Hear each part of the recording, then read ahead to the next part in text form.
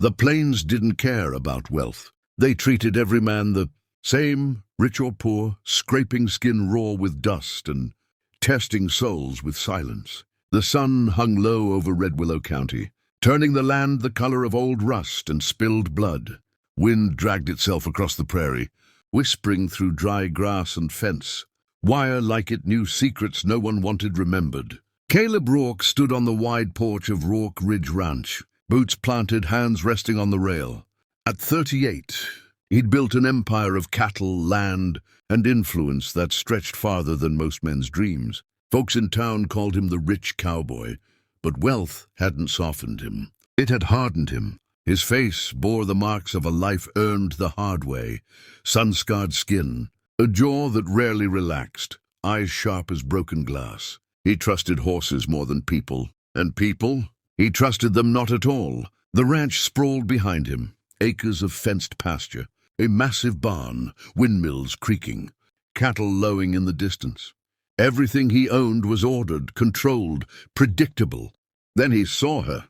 She stood at the edge of the dirt road like she didn't belong to the land or the moment. A woman thin but unbroken, her dress faded and travel-worn, dust clinging to the hem. A wide-brimmed hat shaded her face, but not enough to hide the exhaustion carved into her posture. At her feet sat a small dog, muddy paws, white and brown fur, ribs just barely visible. The puppy looked up at her, like she was the only thing left in the world worth believing in. Caleb narrowed his eyes. Strangers didn't wander this far out unless they were desperate or stupid, and desperation had a smell he recognized. She hesitated, then stepped forward, boots crunching against gravel. The puppy followed, tail low but hopeful. Caleb didn't move. When she reached the porch, she stopped short. Like crossing some invisible line, felt dangerous. She swallowed, fingers tightening around the dog's worn leather collar. Her voice cracked, and she hated it for that. She tried again. Please. Caleb waited. Silence was a tool. People filled it when they were nervous. She took a breath, eyes flicking to the big ranch house behind him. Then back to his face. Please take my puppy. The words hit wrong. Not sell, not give away, take. Caleb's jaw tightened. No. The answer came flat, immediate. He'd turned away hundreds like her. Before, runaways, widows, liars, people looking for rescue. She flinched but didn't step back. I won't be any trouble, she said quickly like she'd rehearsed. He's good, smart, he'll guard the place. I can't keep him. Caleb glanced at the dog despite himself. The puppy sat still, ears perked, eyes locked on Caleb, with a kind of innocent faith that irritated him more than it should have. Why? Caleb asked. Her fingers trembled on the collar. Because if I don't leave him here, he'll die. That got his attention. The wind lifted her hair, revealing a bruise along her jaw she'd tried to hide with dust and shadow. Caleb noticed things like that. He'd grown up learning what men did when they thought no one would stop them. Whose? He asked. Her eyes snapped up, guarded. It doesn't matter. It does if you're standing on my land. She hesitated, then shook her head. I just need him safe. Caleb exhaled through his nose.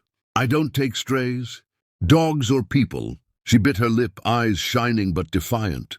I'm not asking you to take me. The lie sat between them, fragile and obvious. Caleb crouched down, bringing himself eye-level with the puppy. The dog leaned forward, tail wagging once, cautious but hopeful. Caleb reached out before he could stop himself, fingers brushing the dog's head. The puppy licked his hand immediately, no hesitation. Caleb straightened fast, annoyed at himself. I'll give you money, the woman said. She reached into her pocket, pulling out a few crumpled bills, probably everything she had. Please. Caleb laughed once, humorless. Put that away. She looked like she might cry, then like she might fight instead. Her shoulders squared. Then I'll leave him here, whether you want him or not. That sparked something dark in him. You abandon a dog on my porch. I'll ride you down and bring him right back. Her eyes met his, steady now. Then you'll have to catch me. Silence stretched. Caleb studied her again. The dust on her boots wasn't from one road. She'd been traveling hard, running, the bruise, the fear she tried not to show, and the way she stood between him and the dog, like she'd take a bullet before letting harm come to that animal. Who's after you? He asked quietly. Her breath hitched. Just a fraction enough. That's not your concern. Caleb straightened, towering over her. Everything on this land is my concern. The puppy whimpered softly. She knelt, hugging the dog, burying her face in his fur. Her voice came out muffled. I named him Dusty. The name lodged somewhere in Caleb's chest, unwanted. She stood abruptly, thrusting the leash toward him. Please, just him. Caleb stared at the leash, then at her face. He saw resolve cracking, fear bleeding through. No, he said again. Then after a beat, something else slipped out. If he stays, you stay too. Her head snapped up. What? You don't leave a dog with a stranger, Caleb said. And I don't take responsibility without knowing what I'm dealing with. Her pulse thudded visibly at her throat. I can't stay. Then the dog doesn't. The wind howled, carrying distant thunder. Somewhere cattle shifted nervously. She looked toward the open plains behind her, then back at the ranch. A decision warred across her face. Fear of staying, fear of leaving, fear of something worse catching up. What's your name? Caleb asked. Lila. Last name. She hesitated too long. Lila's enough. Caleb nodded once. You can work. Earn your keep, cook clean, help in the barn. And if I say no, then you take your dog and go.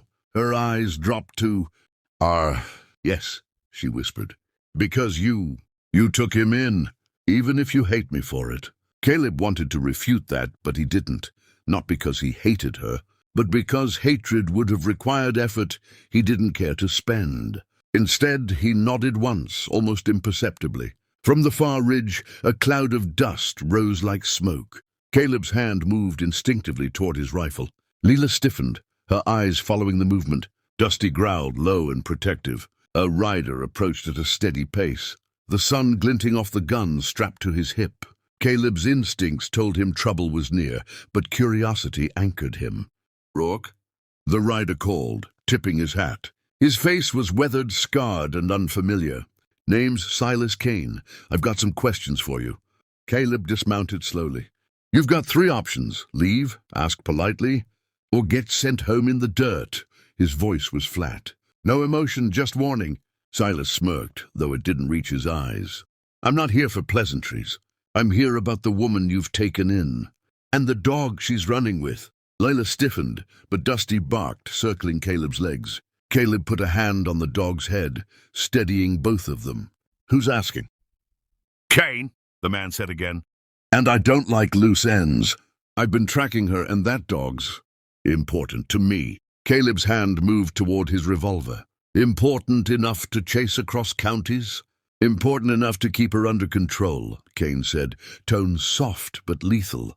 You think you're helping, but you're stepping into business you don't understand. The wind carried the tension like electricity. Caleb measured the man, noting every twitch, every shift. He could sense Kane wasn't bluffing, but neither was he a match for a man who knew the plains as Caleb did. You'll ride back. You'll leave her and the dog alone. That's the only way this ends without blood. Caleb's voice hardened, as if saying it aloud would make it so. Kane laughed, dry and cold. You think I'm afraid of you? I've handled bigger men, richer men, smarter men than you. Lila swallowed hard, gripping Dusty.